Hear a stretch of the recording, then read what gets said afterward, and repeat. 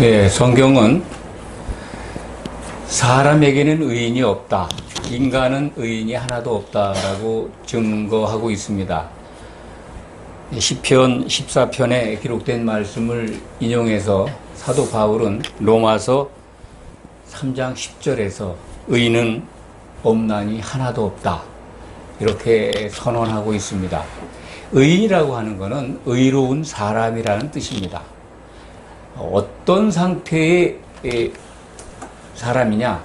하나님 앞에 의롭다는 겁니다. 의인 그러면 그 정의가 사람이 생각하는 기준으로 의인이라는 말씀이 아닙니다.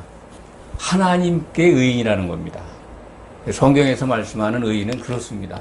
사람들은 사람들의 기준으로 많은 사람들을 의인이라고 칭하고 또 기념하고 있고 그런 부분이 있습니다. 그런 사람들이 많이 있죠. 우리나라에도 뭐 의인이다, 의사다 그런 칭호를 받는 분들이 꽤 있습니다. 국가적으로 자신을 희생해서 자신의 목숨을 내놓아서 국가와 민족을 위해서 희생되신 분들을 의사 또는 뭐 의인으로 추앙하고 있기도 합니다. 그것은 성경에서 말씀하는 의인과는 다릅니다. 성경 속의 의인은 옳다라고 하는, 옳은 사람이라고 하는 성경의 정의는 죄가 없는 사람이라는 겁니다. 하나님은 죄인과 함께 할 수가 없습니다. 어느 누구도 죄를 갖고서는 하나님께 나아갈 수가 없습니다. 우리들의 목표는 하나님을 향해서 나아가서 하나님과 기필코 반드시 사는 겁니다. 하나님을 만나야 합니다. 우리 성도가 예배를 드리고 말씀을 듣고 성경을 보고 교회로 모여서 이렇게 하나님을 향해서 찬송하고 하는 모든 것들의 종교 행위의 목적이, 종교 생활의 목적이, 신앙 생활의 목적이 하나님과 함께 살기 위해서입니다.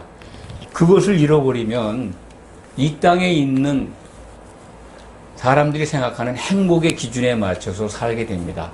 그렇지 않습니다. 우리는 그래서 성경에서 말씀하는 의인, 이 의인이 되는 길을 반드시 걸어가야 합니다.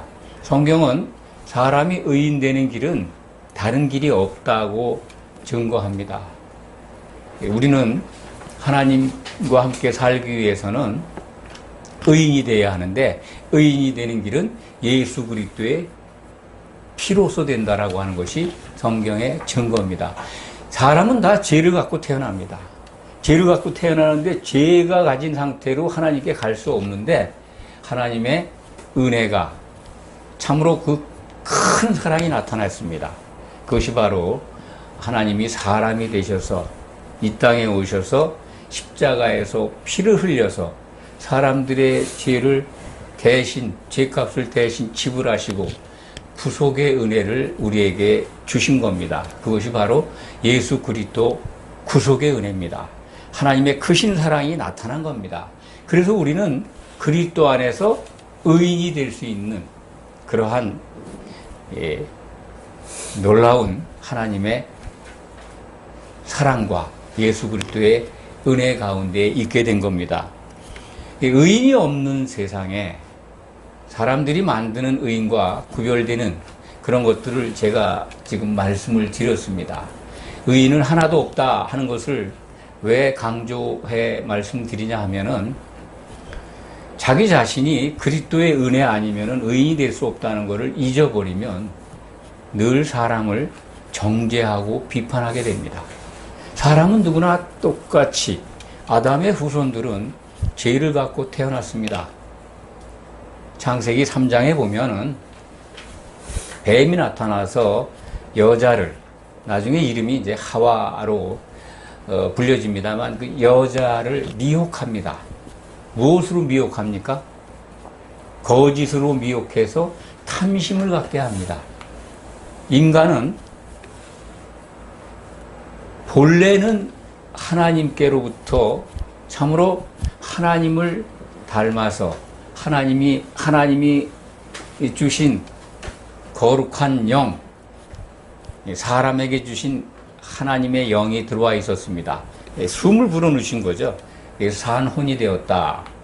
그런데 그 에덴 동산에서 뱀의 미혹에 빠져가지고 이 탐심이 들어와서 하나님이 하지 말라고 한 선악의 지식을 알게 하는 나무의 열매를 여자가 먹고 그것을 또 그의 남편 아담에게도 주었습니다. 그래서 인류는 다 같이 죄에 빠지게 된 겁니다. 성경은 오늘 우리가 읽었습니다만 이 사탄 마귀, 에덴 동산에서 그때 나타난 옛뱀, 그것을 용이라고도 하고 또 마귀라고 정의를 합니다. 성경 끝에 가면은 요한계시록에 가면은 에덴 동산에 나타났던 그 옛뱀이 용이고 사탄이고 마귀라고 정의해 줍니다. 예수님은 오늘 우리가 읽은 요한복음 8장 44절에서 그 마귀가 바로 거짓말쟁이라는 겁니다. 처음부터 살인한 자요 거짓말쟁이다. 거짓의 아비라는 겁니다. 거짓의 아비가 사람들에게 거짓을 심어줘서 탐심을 갖게 했고, 탐심은 곧 욕망이죠. 욕심이죠. 욕심은 죄를 가져왔습니다. 그래서 인간은 죄를 가진 죄로 태어나게 되었고 하나님께 갈 수 없는 참으로 아무런 소망이 없는 존재가 되었던 것입니다. 그런데 사람에게 소망이 생겼습니다. 죄가 없어지는 길이 열린 겁니다. 그것이 예수님이 이 땅에 오셔서 우리에게 주신 십자가의 은혜입니다. 의라고 하는 것은 성경 속에서 죄가 없어진 것, 죄가 사해지는 것, 뭐 전부 없어지지는 않죠. 없어진다는 표현은 좀 그렇습니다. 죄는 있는데 사해지는 거죠. 그래서 하나님이 기억하지 않으시는 겁니다. 그래서 우리는 의인이라 칭함을 받고 하나님께 나아갈 수 있는 겁니다. 구약 성경에 보면 이 의가 정의와 공의로 두 가지로 번갈아 가면서 표현되는 경우를 많이 봅니다. 정의는 그야말로 의입니다. 옳다라고 하는 겁니다. 공의 그렇게 표현된 거는 공평하다 이렇게 이해하시면 틀림이 없습니다. 그러니까 하나님께만 있는 의는 의롭고 공평한 겁니다. 하나님만이 그걸 갖고 계십니다. 사람에게는 없습니다. 사람이 정의롭고 공평하다라고 세상 사람들은 그것을 추구하면서 가지만은 그리스도 안에서 찾는 길 외에는 인간에게는 그런 것이 없습니다. 생각 속에서 사상적으로 또는 뭐 의지적으로 그것을 부르짖고 찾아갈 수 있습니다만 불가능합니다. 인간이 정의롭거나 절대적으로 공평무사할 수 있다면 그것은 거짓말입니다. 세상에 존재하는 세상을 지배하는 사탄 마귀는 그것이 가능할 거라고 사람들을 부추기고 있습니다. 그렇기 때문에 그걸 놓고 서로 싸우는 겁니다. 네가 옳으니 내가 옳으니 너는 왜 공평하지 않냐? 나는 공평한데 이런 것. 자기 기준에 의해서 자기는 늘 정의롭고 공평하다고 주장합니다. 다른 사람이 볼 때는 전혀 그렇지가 않습니다. 그래서 충돌이 나오고 싸움이 나오고 전쟁이 나오고 그런 겁니다. 그 사람들이 서로 손가락질하고 싸우고 이 부분은 답이 없습니다. 조금 덜하고 뭐 누가 조금 더 많고의 차이지 인간은 예수 그리스도를 벗어나서 정의롭거나 공평하거나 100% 그것을 이룰 수 있는 존재가 아닙니다. 성경은 그것을 우리에게 일러줍니다. 그렇기 때문에 만약에 그리스도 안에 있지 않다면 우리는 소망이 없는 겁니다. 성도는 소망을 가진 정말 귀한 백성들입니다. 소망. 성경, 신약 성경이 아니고 구약 성경 시편 62편을 보시면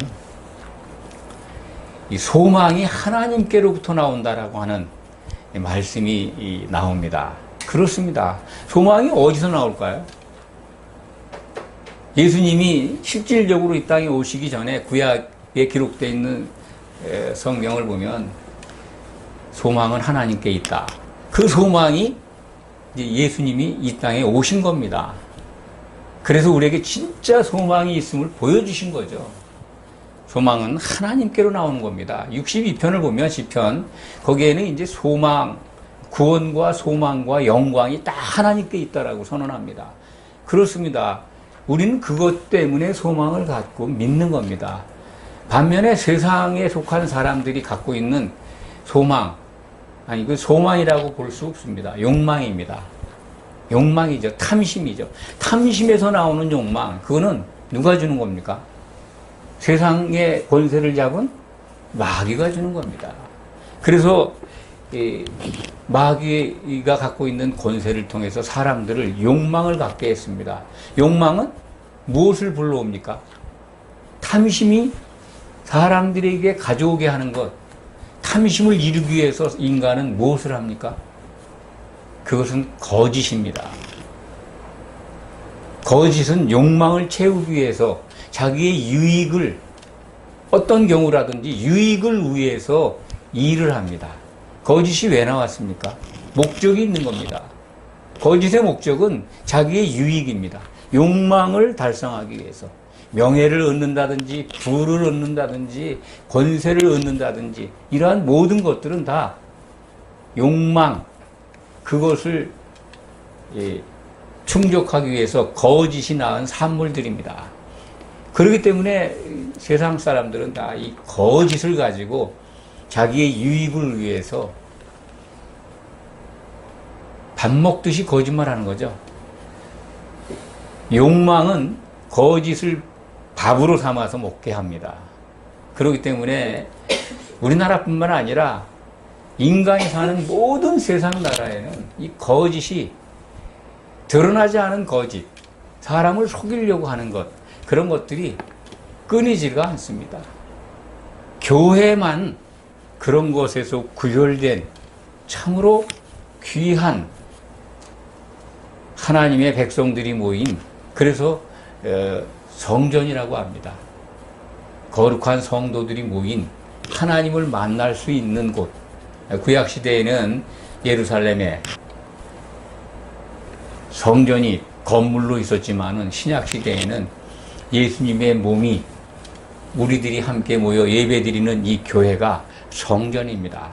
이 성전은 그러니까 소망이 있는 성도들이 모인 거짓이 없는 곳이 되어야 합니다. 욕망을 갖고 있는 사람들에게는 절대로 용납돼서는 안 됩니다. 그런데 교회의 모습을 한번 보십시오.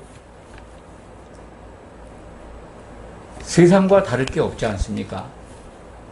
욕망이 정리되지 않은 사람들이 들어와서 서로의 유익을 위해서 각자의 다른 목적을 가지고 교회를 차지하다 보니까 교회 안에도 분쟁이 생기고 유익을 위해서 끼리끼리 모이고 분파가 생기고 싸우고 서로 거짓을 숨기고 그러한 일들이 일어나는 겁니다. 세상과 다름이 없는 참으로 구별된 공간인데 교회가 세상보다 못한 그런 지경까지 와 있다. 이런 것들을 부인하지 못할 지경에 들어와 있습니다. 야고보서 1장 15절을 우리가 같이 읽었습니다만 그 안에 담겨 있는 이 탐심, 욕심의 결론이 뭡니까? 욕심이 뭐를 낳는다고 우리가 살펴보았습니까? 사망, 죽음이죠. 욕심이 잉태한 즉 죄를 낳고 죄가 장성한 즉 사망을 낳느니라. 욕심이 사탄 마귀가 거짓을 가지고 여자를 꼬셔서 그 속에 탐심을 불어넣어서 동산 중앙에 있는 나무를 보니까 참 나무의 열매를 보니까 먹음직하고 보암직하고 먹음직하고 지혜로 올 만큼 탐스러운 열매를 보고 그것을 먹지 않습니까? 탐심이 들어온 겁니다. 그 전에 사탄은 여자에게 거짓의 아비답게 거짓을 넣어준 겁니다. 거짓은 욕망을 갖게 했습니다.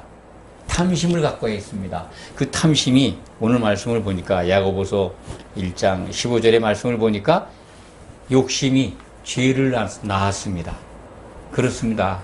하나님과 함께 할 수 없는 아주 치명적인 불행한 결과를 낳게 된 겁니다. 죄를 낳았다는 게요.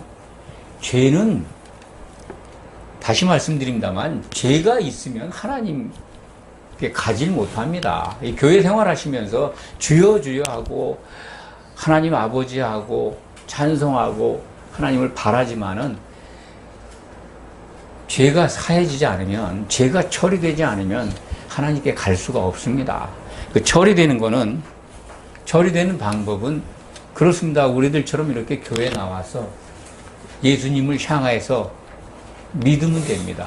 예수님 안으로 그를 향하여 믿는 것이 의인이 되는 길입니다. 의인은 믿음으로 살리라 한 구약의 말씀처럼 이 성도들은 그리스도의 믿음 안으로 들어가서 우리는 살게 되는 겁니다. 그 길, 유일한 길입니다. 그런데 죄가 남아 있다면 야고보서 1장 15절의 말씀처럼 사망을 낳는다. 사망이라는 게 여기서는 제가 볼 때는 그렇습니다. 1차적인 육신의 죽음을 말하는 게 아니라 둘째 사망이라고 저는 생각합니다. 이 사망은요, 불못에 던져지는 겁니다. 불못에.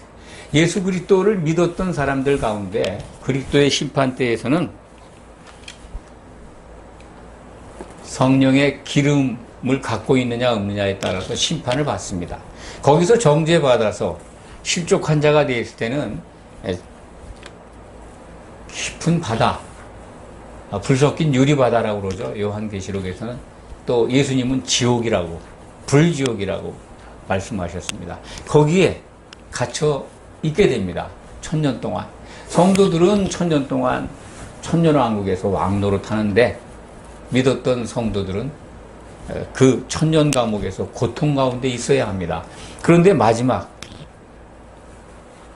재판, 거기서 다시 재판을 받는데 생명책에 이름이 있으면 구원을 받지만은 그렇지 않으면 사망에 들어간다. 이건 완전히 최종적인 사망이죠. 세세토록 불못에 던져지는 그야말로 둘째 사망입니다. 성경은 이것을 가르쳐 줍니다. 거짓이 얼마나 무서운 것인가. 우리는 참 믿는 분들 가운데서도 저도 마찬가지입니다. 거짓을 서리적으로 한다 하더라도 거짓은 거짓인데 거짓이 우리들 생각 속에서 떠나가지 않는 순간이 없다. 저는 그렇게 말씀드립니다. 정말 거짓이라는 것이 완전히 다 없어진 상태의 내가 깨어있을 때 그런가 하는 걸 자문해 본 적도 있습니다. 나는 정말 이 순간에 거짓 없는 생각 속에 있는가? 그러한 마음이 들어가 있다면 말과 행동으로 나옵니다. 말을 하지 않고 행동으로 하지 않는다고 해서 내 속에서 거짓이 있는가 없는가? 지금 이 상태가 없는가? 없어야 합니다. 요한계시록 22장 15절에 보면은요, 거짓을 좋아하는 자, 거짓을 지어내는 자는 누구든지 다 성 밖에 있을 것이다라고 하는 엄중한 경고의 말씀이 기록되어 있습니다. 하나님은 그만큼 거짓을 미워하십니다. 성 밖이라고 하는 것은 새 예루살렘 성입니다. 생명책에 이름이 등재되지 않는 기준이라고 저는 생각을 합니다. 거짓을 지어냈거나 거짓을 좋아하는 사람은요, 절대로 아무리 선한 일을 하고 신앙생활을 열심히 했다 하더라도 못 들어갑니다. 새 예루살렘에 들어갈 수가 없습니다. 그래서 야고보서 1장 15절에 기록되어 있는 이 죄가 장성한 즉 사망을 낳느니라. 근데 죄는 욕심, 탐심에 의해서 일어나는데, 탐심은 거짓을 수반해요. 거짓이 있었기 때문에 탐심이 들어온 거고, 탐심이 들어와서 죄를 낳은 거고, 죄가 자라서 사망을 낳게 됩니다. 거짓은요, 이 순간도 그 아비가 마귀이기 때문에 성도들을 아비의 이 능력, 권세를 가지고 그것을 받아먹을 자식들을 찾고 있습니다. 끊임없이 인간의 생각 속에 거짓을 집어넣습니다. 거기에 빠지면요, 거짓을 좋아할 수밖에 없어요. 거짓을 지어낼 수밖에 없습니다. 자기의 유익을, 자기의 욕망을 보호하기 위해서, 그것을 쟁취하기 위해서. 그러니까 교회 속에 들어와 있지만은 세상 사람과 다름이 없다고 하는 것은 교회에 앉아있는 성도들을 끊임없이 마귀가 공격하기 때문에 그렇습니다. 뭘 가지고? 탐심을 가지고 거짓을 집어넣기 때문에 그렇습니다. 요 근래에 우리나라는 참으로 위선, 거짓, 욕심 이런 단어들이 세상에 회자되고 있습니다. 많은 사람들이 서로를 향해서 손가락질하고 삿대질을 하고 비난을 합니다. 그런데 교회에 들어와 있는 성도들 스스로에게 오늘 말씀을 한번 적용해 보십시오. 우리들은 과연 24시간 거짓이 사라져 있는가? 우리 속에 각자의 유익을 위해서 거짓을 만들어내고 있지 않는가? 우리들 안에는 탐심이 다 제거되어 있는가? 한번 생각해 보시기 바랍니다. 사실은 불가능할 겁니다. 생각 속에서는 그런 것들이 떠나가지를 않죠. 내가 유익한 것만 생각하지 않습니까? 살아가는데 가족들을 위해서, 남자들은, 가장들은 가족들을 위해서 일을 해야 되고 좀 더 많은 소득을, 유익을 차지해야 되니까 생각 속에서는 자기 유익을 생각하지 않을 수가 없습니다. 그것까지 우리는 부정할 수는 없습니다. 그런데 거기에 거짓이 만들어지거나 거짓을 좋아하는 것이 들어가면 죄가 됩니다. 그것이 자라면 둘째 사망에 들어간다는 겁니다. 성도라면 적어도 그런 생각은 일어날지라도 그렇게 말하고 행동하는 건 없어야 합니다. 그런데 현실은 어떻습니까? 세상보다 더하죠. 실질적으로 그걸 우리가 부인할 수 있습니까? 나는 그렇지 않다라고 자신 있게 말할 수 있는 분이 있습니까? 우리는 이런 부분들을 솔직하게 시인해야 됩니다. 교회가 왜 이 모양이 됐는가? 성도들은 왜 이렇게 자기의 유익에 빠져 있는가? 다시 말하면 사랑이 없는가 하는 걸 늘 되돌아봐야 합니다. 누구부터? 자기 자신부터. 그리고 자기 자신이 속한 교회에서부터, 친한 성도들 사이에서부터 우리는 정말 사랑을 갖고 있는가? 탐심에 의한 거짓은 우리가 말하거나 행동하지 않는가? 교회는 그러한 성도들로만 채워져 있는가? 한번 돌아봐야 합니다. 그렇지 않으면요, 정말 미래가 없습니다. 물론 성경은 교회도 그렇게 세상에 권세를 갖고 있는 거짓의 아비, 그 사탄이 그 권세를 더욱 강화해서 교회도 시간이 간다면은 점점점 더 세상과 다름없이 간다고 하는 것이 우리에게 주신 성경의 기록입니다. 성경을 창세기에서부터 끝까지 요한계시록까지 살펴보면 이 소망이 없습니다. 그럼에도 하나님은 자신이 택한 백성들에게 계속해서 돌이키라고 말씀을 우리에게 주고 있습니다. 그래서 깨어있는 자들은요, 분별하고 보면 됩니다. 주목해서 보고 돌이키면 됩니다. 그러한 기회를 항상 부여하고 있습니다. 세상은 그렇게 되고 또 교회도 그것을 따라가면서 타락하지만은 들을 게 있는 자는 들으면 산다는 겁니다. 이기는 자가 돼서 하나님을 만날 수 있게 된다는 겁니다. 성도는요, 하나님을 바라는 것, 그걸로 족합니다. 하나님께만 있는 소망만 붙들고 있으면 되지 않습니까? 무엇이 더 필요합니까? 그 소망을 놓치지 않고 있으면요, 이 땅에 사는 거는 적어도 하나님이 책임져 주실 거라고 믿습니다. 거짓을 지어내지 않아도, 거짓을 좋아하지 않아도 살아가는 방법을 우리는 하나님의 말씀을 통해서 찾을 수 있습니다. 왜 거짓의 아비가 탐심을 주고 거짓말을 주고 있다는 그 분명한 사실을 성경을 통해서 우리는 배우고 있는데 그것을 왜 적용을 안 합니까? 예수님이 공생의 기간 동안에 그렇게 말씀하셨습니다. 사탄은 처음부터 살인한 자고 그는 거짓말쟁이고 거짓의 아비가 되었다고. 그러니까 내가 아무리 유익을 위해서 거짓말을 하다 하더라도 성경을 본 성도라면 이 말씀이 적용되지 않겠습니까? 기억나지 않겠습니까? 교회에 오늘날과 같은 현상은요, 한마디로 성도들이 성경을 안 보는 겁니다. 1차적으로 그렇습니다. 성경을 보지 않고 기독량으로 사니까 이런 말씀이 기록된 것도 기억하지 못해요. 거짓의 아비가 마귀라는 거. 내가 거짓말을 하고 있으면 그 마귀에 쓰임받는다는 것을 자기가 절감하지는 않습니다. 그 다음에 두 번째 책임자가 누굴까요? 성도들은 성경을 안 보고 목회의 강단, 교회의 강단, 목회자들은, 지도자들은 올바로 성경을 가르치지 않기 때문에 그렇습니다.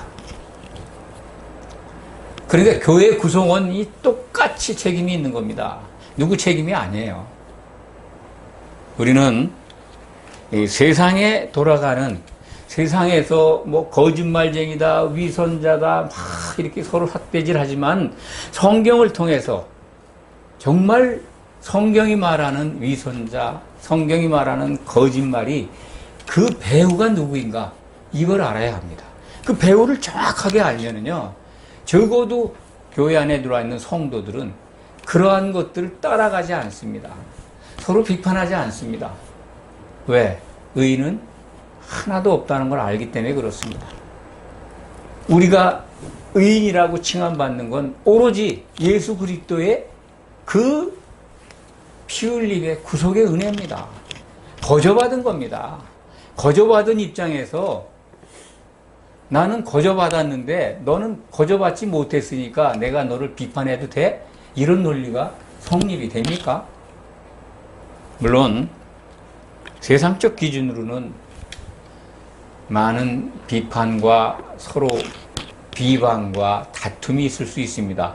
그렇지만 교회에 들어와 있는 성도들은요, 세상의 그런 다툼을 향해서 교회가 무엇을 보여줘야 되는가 하는 걸 고민해야 됩니다. 그것이 성숙한 성도들의 자세입니다. 탐심과 거짓, 그 마지막 퍼즐이 뭡니까? 우리가 오늘 살펴보았습니다.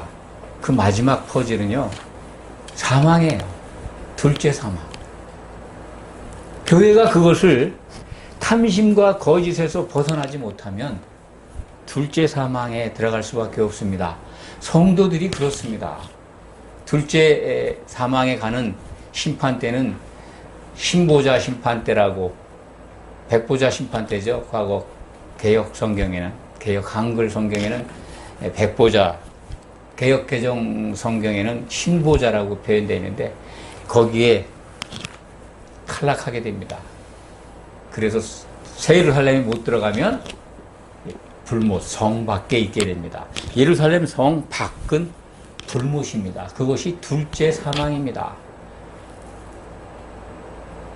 둘째 사망의 그 무서움을 우리는 그냥 성경 속에서 글로만 봐서 잘 알지 못합니다. 그런데 우리는 그 말씀들을 통해서 보면 세세토록 불못에 있겠다 하는 말씀을 주목해야 합니다. 세세, 영원 무궁한 시간입니다. 영원히 멸망 가운데 있다는 겁니다. 적어도 하나님을 향해서 나오고 예수 그리스도를 향해서 나온 성도라면은 그러한 화를 당해서는 안 됩니다. 탐심과 거짓의 마지막 결론, 둘째 사망입니다. 거기에는 절대로 복음을 들은 성도라면 절대로 가서는 안 됩니다. 오늘 말씀을 꼭 기억하시기 바랍니다. 탐심과 거짓의 아비가 교회에 있는 성도들을 주 목표로 해서 쉬지 않고 일하고 있다는 거, 그거 기억하시기 바랍니다. 그래서 우리들의 입술에서 생각 속에서는 거짓이 일어날 때도 있습니다. 그거 부인할 수는 없습니다만 그런 것까지 다 사해지도록 없어지도록 기도하시고, 그런 생각이 들다 하더라도 입 밖에 말로서 행동으로서 나타나지 않도록 또 기도하시고 그렇게 자기 자신들을 지켜가시기 바랍니다. 이러한 복이 여러분들 마음속에, 여러분들 입술 속에, 여러분들 생활 속에 정착되기를 간절히 소망합니다. 기도하겠습니다.